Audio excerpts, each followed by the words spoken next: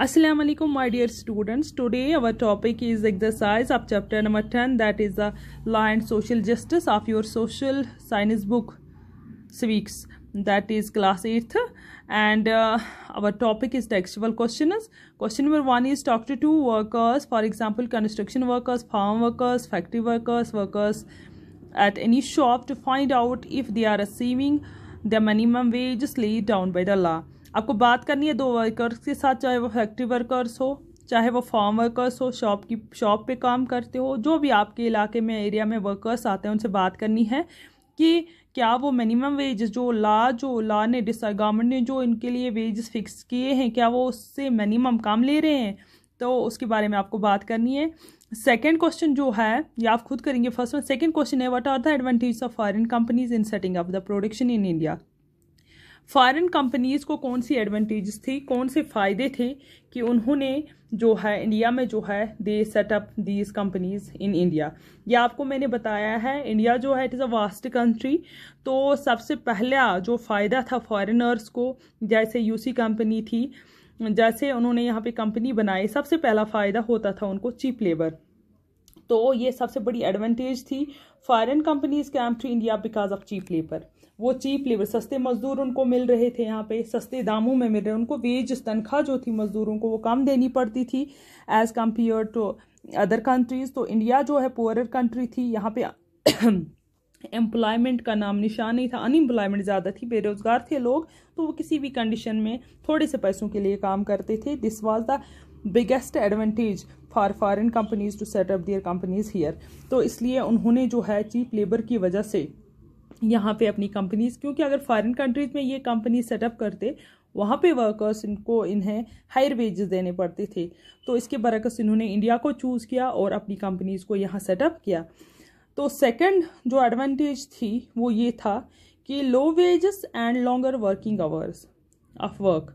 आप देख रहे हो, एक तो कम तनख्वाह मिलती थी और काम इनको ज़्यादा करना पड़ता था, जैसे काम करना पड़ता था 14 घंटे या 15 घंटे काम, तो तनख्वाह जो थी इनको बहुत मिनिमम दी जाती थी, लगभग 10 घंटे की या 5 घंटे की। इसकी वजह ये थी कि ये जो मज़दूर थे कम पैसे पे काम करते थे, काम ज़्यादा करते थे और पैसा इनको कम मिलता था, ये और एक एडवांटेज थी। इसी तरह से थर्ड एडवांटेज जो थी वो था minimum additional expenses such as housing facility for workers. आपको मैंने पढ़ा है कि हाउसिंग फैसिलिटी जो थी यहाँ वर्कर्स को नहीं देनी पड़ती थी, ये पैसा भी इनको बच गया कि हाउसिंग फैसिलिटी के लिए इन्होंने वर्कर्स को यहाँ पे नहीं रखा, क्योंकि यहाँ के लोकल वर्कर्स थे, तो ये पैसा भी जो है ये इनको फ़ायदा आया, बेनिफिट आया इन कंपनीज़ को। तो इस तरह से हाउसिंग फैसिलिटी जो थी thus companies can save cost and earn higher profits. And four advantages cost cutting जो मैंने आपको बताई। कास्ट कटिंग जो है इन्होंने कास्ट कटिंग फैसिलिटी जो कि can also be done by other more dangerous means like lowering working conditions including lowering safety measures. Cost cutting में मैंने आपको बोला, जैसे मैंने आपको बोला अगर हम कंपनीज़ की बात करेंगे जो आपने पढ़ा, जो फॉरेन कंपनीज़ थी, फॉरेन कंपनीज़ में यहाँ पे इन्होंने रखे थे सेफ्टी मेजर्स जो थे कंप्यूटराइज होते थे, यहाँ पे नहीं होते थे, तो वहाँ पे पैसा इन्होंने ज़्यादा लगाया था, मोर टेक्नोलॉजी थी एज़ कम्पेयर टू इंडिया। जैसे आपने देखा भोपाल डिज़ास्टर जो था ये इस वजह से हुआ क्योंकि यहाँ पे सेफ्टी मेजर जो थे वो बिल्कुल भी नहीं थे और एग्ज़िट जो डोर्स थे वो भी नहीं बनाए थे, तो यहाँ पे इन्होंने इस पर ज़्यादा ध्यान नहीं दिया था, जिसकी वजह से ये ट्रेजरी हुई। तो इस वजह से सेफ्टी सिस्टम जो भोपाल था as compare to plants in USA वो बहुत वीक था। यहाँ पे देख रहे हैं हम मैनुअल गॉजेस जो थे वो डिटेक्ट करते थे ह्यूमन सेंसेस के थ्रू, तो इस वजह से लिंकेज गैस हुआ, तो वो जब ह्यूमन्स ने डिटेक्ट किया तब तक उनको जो थे उनके रेस्पिरेटरी सिस्टम तक पहुंचा और ख़त्म हो गए। यहाँ पे कोई इमरजेंसी एवैक्यूएशन नहीं था, कोई प्लान नहीं था उसके लिए, तो इस वजह से सेफ्टी जो थी, कॉस्ट कटिंग मेजर्स जो थी वो मोर डेंजरस थे यहाँ पे। तो इस तरह से कंपनीज़ को फ़ायदा ही फ़ायदा था, इन कंपनीज़ को दे setup these companies these factories here. तो ये सबसे बड़ी एडवांटेज थी। अब क्वेश्चन नंबर थर्ड जो है that is what do you mean when we speak of law of enforcement, who is responsible for enforcement, why is enforcement so important. कहते हैं आप what do you mean by law, speak of law of enforcement. Law of enforcement किससे कहते हैं? Who is responsible for law of enforcement, responsible कौन है, and why this law of enforcement is so important. तो अगर हम इस law of enforcement की बात करेंगे, लॉ ऑफ इन्फोर्समेंट का मतलब ये है, law of enforcement mean is that the implication of law, the implementation of law, sorry the implementation of law. जब हम किसी लॉ को इम्प्लीमेंट करते हैं, किसी कानून को इम्प्लीमेंट कर, लोगों को किसी भी हालत पे इस कानून को मानना है, इसको बोलते हैं लॉ ऑफ इन्फोर्समेंट। तो government is responsible for this law of enforcement. लोग तो खुद नहीं मानते, ये गवर्नमेंट की रिस्पॉन्सिबिलिटी है लोगों को ये कानून मनवाने की। किस तरह से लोगों को कानून, जैसे आपने देखा यहाँ पे आर्टिकल 370 जो था, बहुत पहले से आप देख रहे हो, हमें एक स्पेशल स्टेटस दिया गया, लेकिन अब गवर्नमेंट ने ऐसा लॉ इम्पोज किया कि उस आर्टिकल 370 को ख़त्म किया। तो आर्टिकल 370 जो ख़त्म, पहले भी बोलते थे ख़त्म, लेकिन लोग इसको मानने के लिए तैयार नहीं थी। अब गवर्नमेंट जो है इट इज़ रिस्पॉन्सिबल, इसने गवर्नमेंट ने लोगों को ये मनवाने पे मजबूर किया, तो अब हम इस लॉ को मान रहे हैं। तो it means it's a law of enforcement. तो enforcement is important when the law seeks to protect the people belonging to the weaker section and those who are strong and powerful. law of enforcement इसलिए बनाया जाता है ताकि जो लोग है weaker section के लोग या पुअर पीपल जो है उनको बचाते हैं किन से? अमीर लोगों से या फैक्ट्री ओनर्स से, वर्कर्स को फैक्ट्री ओनर्स से बचाते हैं, पुअर को, वीकर सेक्शन को, जो हाई प्रोफाइल लोग होते हैं उनसे बचाते हैं। इसलिए लॉज जो है ये हमारे ज़रूरी है। Enforcement is important to ensure that every worker gets fair wages. Enforcement इसलिए ज़रूरी है ताकि हर वर्कर जो है उसको अच्छी खासी तनख्वाह मिले। जब हम लॉ बनाएंगे तभी एक वर्कर को जो है अपनी तनख्वाह बराबर मिलेगी। अगर नहीं इन्फोर्समेंट ऑफ लॉ होता, अगर लॉ कानून नहीं होता, इसका मतलब ये था कि ये फैक्ट्री ओनर्स जो थे ये मनमानी करते और वीकर सेक्शन जो था इन वर्कर्स का उनको सफ़र होना पड़ता। तो वर्कर जो थे वो पुअर होते हैं, पावरलेस होते हैं, उनको हमेशा डर रहता कि उनका फ्यूचर जो है वो शायद ख़त्म हो जाएगा अगर उन्होंने इनकी बात नहीं मानी, या इनको इनके गुस्से का शिकार होना पड़ेगा, इनको कम तनख्वाह फिर मिलेगी। तो वो बेचारे सर झुका के काम करते थे। लेकिन एम्प्लॉइज जो होते हैं they use this as a tool to pay workers less than that the fair wages. In such case it is crucial that the law are enforced. अगर कहीं पे ऐसा होता है तो हमारे पास कानून है कि वर्कर जो है इसके अगेंस्ट आवाज़ उठा सकता है, तो he can get a fair wage. तो उसको डरने की ज़रूरत नहीं है, उसको इस कानून की मदद लेनी चाहिए। तो इसी तरह से अब question number 5, how can laws ensure that markets work in a manner that is fair? Give 2 examples to support your answer. कहते हैं आप कैसे कहेंगे कि laws जो है मार्केट में, हमारे laws जो है they ensure all of us कि जो मार्केट में जो काम हो रहा है, मार्केट में जो प्राइसेस हो रहे हैं they are fair। तो इसके लिए आपको 2 एग्जाम्पल्स देनी है। तो अगर हम बात करेंगे laws की, laws that ensure in the markets work a fair manner by protecting the people from unfair practices। तो इसके लिए हमें 2 एग्जाम्पल जो है वो, एक है चाइल्ड लेबर प्रिवेंशन एक्ट। हम देख रहे हैं चाइल्ड लेबर प्रिवेंशन एक्ट जो लॉ बना, पास किया गया कि नो चाइल्ड, कोई भी child under the age of 14 ना वो किसी फैक्ट्री में काम करेगा, ना वो किसी मिल में काम करेगा, ना उसको हम किसी हज़ार्डस फैक्ट्री में काम करने देंगे, ना किसी मिल में काम करने देंगे। ये कानून बनाया गया कि बच्चा मजदूरी जो है इसमें पाबंदी लगी। तो ये एक एग्जाम्पल है। दूसरा है राइट अगेंस्ट एक्सप्लॉयटेशन। एक्सप्लॉयटेशन का मतलब ये है, स्टेट ने कानून, हर स्टेट के पास ये कानून है कि no one can be enforced या forced to work for a law, कि कम तनख्वाह पे किसी को ज़बरदस्ती या वेजेस या अंडर बॉन्डेज किसी को हम गुलाम बना के रखेंगे, ऐसा हम नहीं कर सकते। इसके लिए बाज़ाब्ता कानून है। तो गवर्नमेंट जो है, government also pass laws to make sure that essential products, अगर हम बात करते हैं मार्केट्स की, हमारे पास ऐसा कानून बना है कि हमारे जो एसेंशियल डेली रूटीन के प्रोडक्ट्स है, जैसे ब्रेड है, सॉल्ट है, केरोसिन ऑयल है, शुगर है, फूड ग्रेन है, दीज प्रोडक्ट्स जो है इन पे गवर्नमेंट को चेक करना चाहिए। इनके प्राइसेस के मुतालिक government should check the prices of these products, they should not be high. So एक आम इंसान जो है वो अफोर्ड नहीं कर पाएगा क्योंकि रोटी कपड़ा मकान जो है हर इंसान का बुनियादी हक है, तो इस हक से हमें किसी को दूर नहीं रखना चाहिए। तो ये हर एक का राइट है, everybody has a right to earn bread. तो इसका मतलब है ऐसी प्राइस मार्केट में इन चीज़ों की होनी चाहिए, डेली प्रोडक्ट्स की, ताकि हर इंसान जो है वो इसको खरीद पाए एट द लोएस्ट कॉस्ट। तो हर इंसान तक ये गुज़ा पहुंचनी चाहिए। तो गवर्नमेंट जो है, गवर्नमेंट चेक करती रहती है, तो गवर्नमेंट ने इसके लिए बाज़ाब्ता कानून बनाया है। It is imperative to impose such restrictions on people who are marketing these types of products so that people of low economic strata can afford these। तो गवर्नमेंट जो है इसको बाज़ाब्ता चेक करती रहती है ताकि हर एक इंसान जो है वो इस चीज़ को एफर्ड कर सके।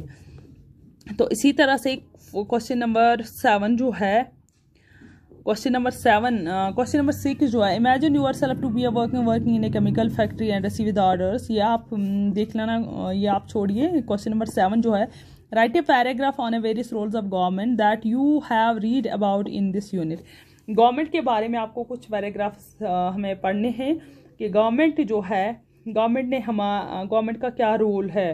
तो आपको मैंने बताया, आप अपनी सोसाइटी के इर्द गिर्द जब देखेंगे तो आप देखते हैं कि द रूल ऑफ गवर्नमेंट जो है, आप अपनी स्कूल्स देखते हैं, आप अपने रोड्स देखते हैं, सैनिटेशन प्रोग्राम देखते हैं किस तरह से, वाटर सप्लाई देखते हैं, इलेक्ट्रिसिटी देखते हैं। इस सब को मैनेज कौन करता है? Is the responsibility of government. तो इस सब को मैनेज जो है गवर्नमेंट करता है। जितनी भी हमें पब्लिक फैसिलिटीज़ प्रोवाइड होती है, these facilities are provided by the government. Government are providing these facilities like health care, जो आपके हॉस्पिटल्स है, सैनिटेशन, जो आपको सैनिटेशन है, बाथरूम्स है या वाशरूम्स जिनको हम बोलते हैं, water supply, and ensure these are not overtaken by the private companies. ये हमें गवर्नमेंट इंश्योर करती है कि ये प्राइवेट कंपनीज़ के हाथ में नहीं है। अगर ये चीज़ प्राइवेट कंपनीज़ के हाथ में आएंगे तो ये बहुत महंगे हो जाएंगे और एक आम इंसान इसको नहीं खरीद पाएगा। तो ये गवर्नमेंट जो है ये हमें प्रोवाइड करती है। या दूसरा जो है example, that is a law, enforcing law against the child labour. Child labour के खिलाफ गवर्नमेंट जो है कानून बनाए हैं। इसी तरह से मिनिमम वेज जो है वह फिक्स की है। अगर किसी मजदूर को मजदूरी कम दी जाती है वो इसके खिलाफ आवाज़ उठा सकता है और टाइम टू टाइम इसको रिवाइज करते रहते हैं। इस तरह से सेफ्टी लाज जो है वो बनाए गए, वर्क प्लेस जितनी भी फैक्ट्रीज है वहाँ पे सेफ्टी लाज होनी चाहिए। गवर्नमेंट ये चेक करती है, म्यूनिसिपलिटी चेक करती है। तो enforcing law regarding the safety measures for environment, हमारा इन्वायरमेंट पोल्यूशन नहीं होना चाहिए। गवर्नमेंट को ये भी रिस्पॉन्सिबिलिटी है, उसको भी चेक करना है, ये भी रोल ऑफ गवर्नमेंट है। And government has also the role in protecting the interests of consumer against the overpricing and standard products। जो हमारे स्टैंडर्ड प्रोडक्ट्स है डेली जो हम यूज़ करते हैं उन पे गवर्नमेंट को चेक करना चाहिए कि उनकी प्राइस जो है वो राइज नहीं होनी चाहिए, ताकि हर बंदा जो है पुअर भी उसको एफर्ड कर सके। इस तरह से ये जो चीज़ है, अगर इस गवर्नमेंट जो की रिस्पॉन्स, गवर्नमेंट का रोल ये है, अगर कोई इन लॉज को जो है वो इनको एक्सेप्ट नहीं करता, इन लॉज को वायलेट करता है, तो government has a power, government can punish that person. तो गवर्नमेंट को सिवियरली उस पर्सन को पनिश कर सकता है, तो और उसको पनिशमेंट, बाज़ाब्ता पनिशमेंट मिल सकती है। तो इस तरह से ये है role of government. Now this is the question number 8। Question number 8 is, what are the source of environment pollution in your area? Discuss with respect to air, water, soil. What are the steps taken to reduce the pollution? Can you suggest some other measures?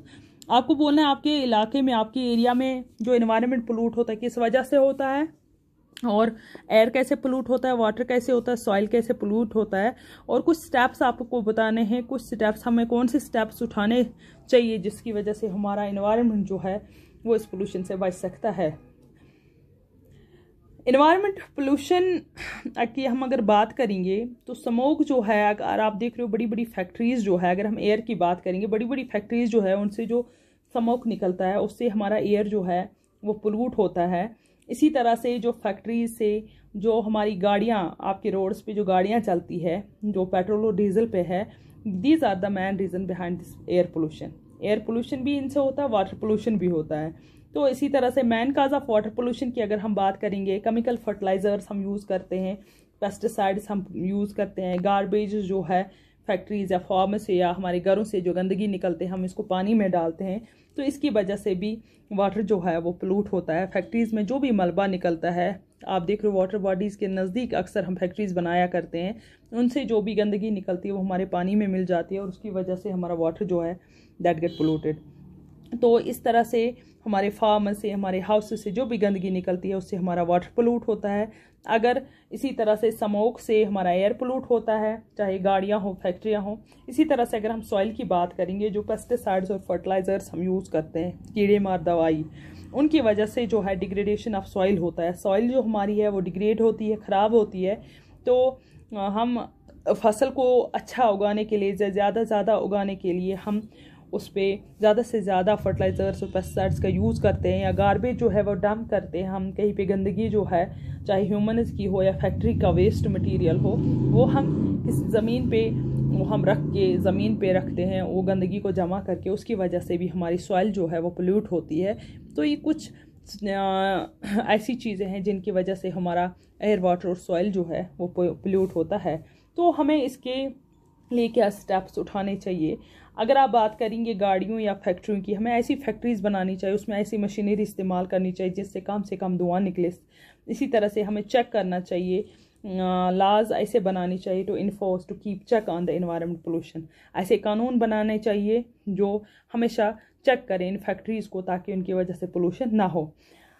Promotion of CNG vehicles to reduce air pollution. ऐसी vehicles बनानी चाहिए जिनसे कम से कम धुआं निकले। CNG production की गाड़ियां हमें इस्तेमाल करनी जिनसे ज़्यादा जो है धुआं नहीं निकले, जिसकी वजह से हमारा एयर पोल्यूट ना हो।